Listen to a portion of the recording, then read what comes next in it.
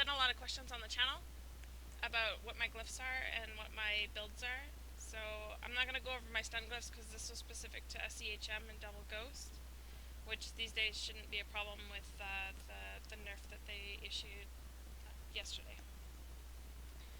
So, real quick here, to charge penetrating arrow, I use arrow volley, and the reason I do that is because there's not enough skills with my build in terms of gear in order to make use of the trap buff, which is down here. So anyway, blazing arrow charges penetrating arrow. Then I have slick for both penetrating arrow and radiant arrow. I've got triple crit on radiant arrow, and I've got 25% damage on pen arrow. Everything for ROA. ROA is like flat damage, 30%. It actually went down with the patch, but it's around 30%. Backstep cooldown, because you need to escape faster.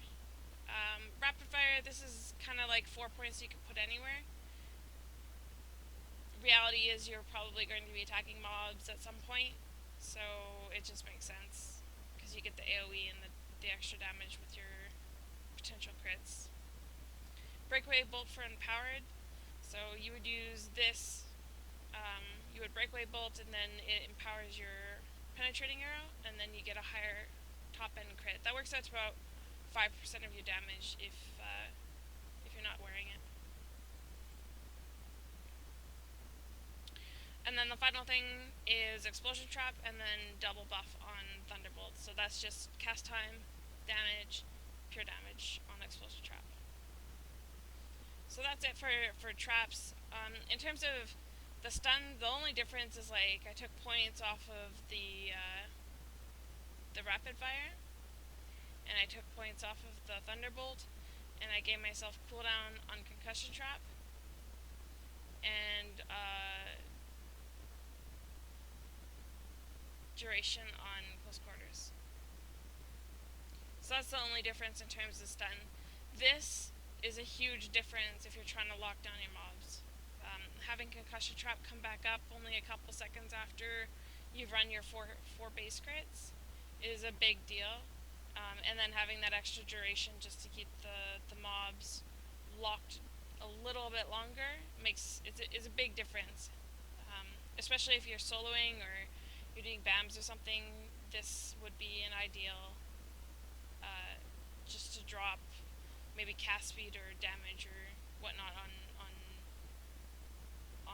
Thunderbolt. In terms of my rotation, I'm just going to put this on screen here.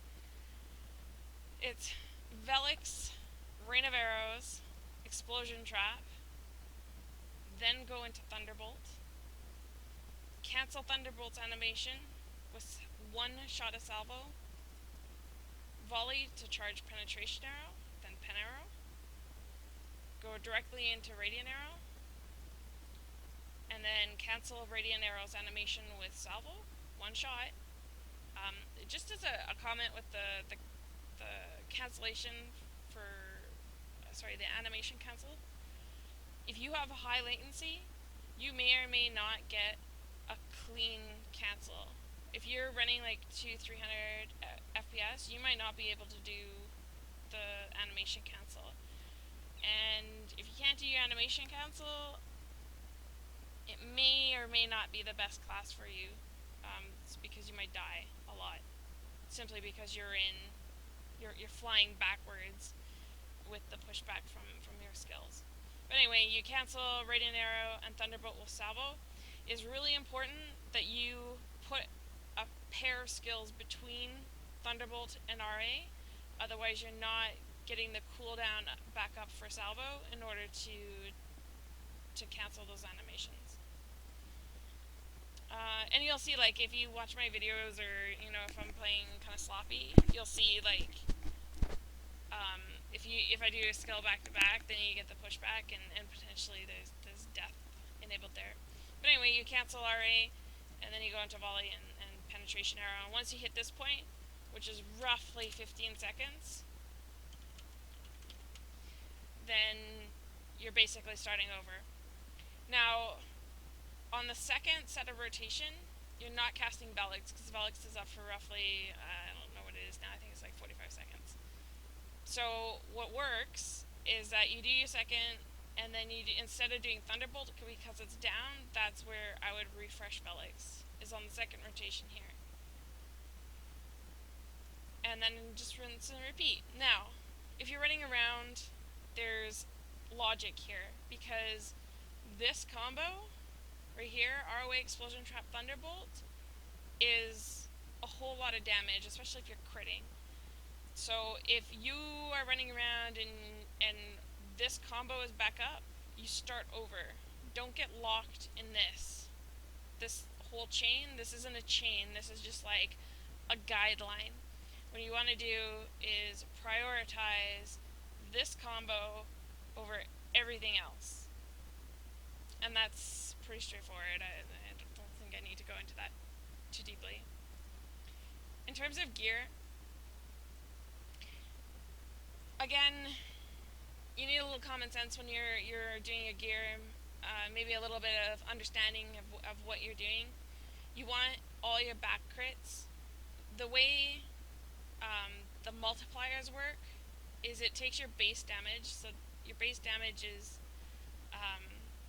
you'll see like base damage on the skill is 5355, and then it'll multiply based on your base damage all of these back modifiers, so 1.32, whatever they are. Okay, and then it also takes into account your additional buffs from like your crit scrolls and everything else. So it does all the multiplications, and it's a big deal. If you're not running with these crystals, if you're not running with your multipliers, you're losing huge amounts of damage. So if you're not running with your crystals, that's a big problem. And if you're having DPS issues, it's probably because you're wearing the wrong crystals. It could be the wrong crystals in the wrong situation. For example, if you're wearing Enraged but the boss isn't enraging, then, you know, that's why. You should be wearing something like a Pounding. If you're attacking normal monsters and you're wearing something that only affects boss monsters, again, like you're losing damage because you're using the wrong thing in the wrong situation. So they've made it a little bit easier with the crystals. Like for example, with the bitter, it's now both monsters and bosses, but there are still some specific monster versus boss crystals that you need to be aware of. The other thing, and it's funny because Yosha was calling me out on the EME stream, but he was like complaining about having Relentless on your armor.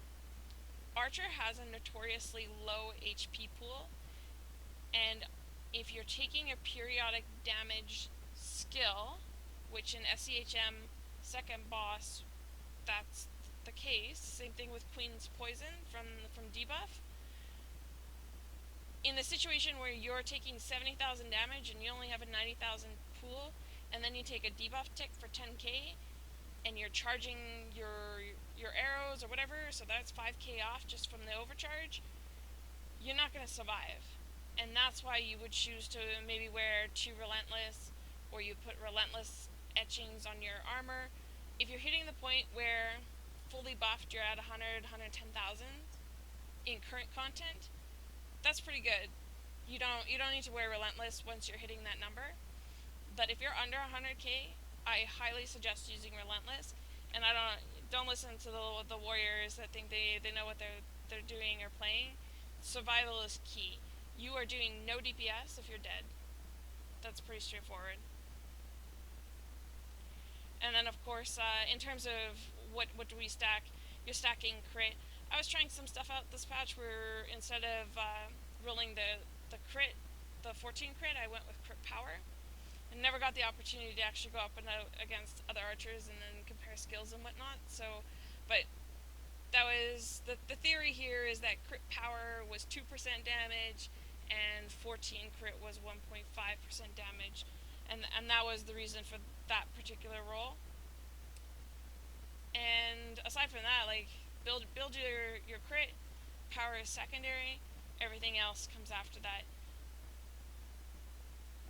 And that's it. So we'll end this right here, and we'll go over some corrections, because I did add some EME corrections from corrections to the EME stream that I did, just because I was talking with frickin' Tonka, and you're on the spot and you answer questions, and sometimes they're wrong, and so I want to go back and correct some of those comments. One of them, for just off the top of my head, was not being able to cancel breakaway bolt with salvo. You can, but you need to have salvo activated. And so when I say activated, I mean you're in combat, and salvo activates when you're using pen or RA or Thunderbolt. So if it's activated and it's up and it's available, you can cancel breakaway bolt. So anyway, I'll put up that video probably another day, but that's just my glyphs and stuff, so I can get all the new players and stuff that are playing the new content, understanding what kind of glyphs and whatnot that are used on this particular character. Alright, thanks guys. Bye.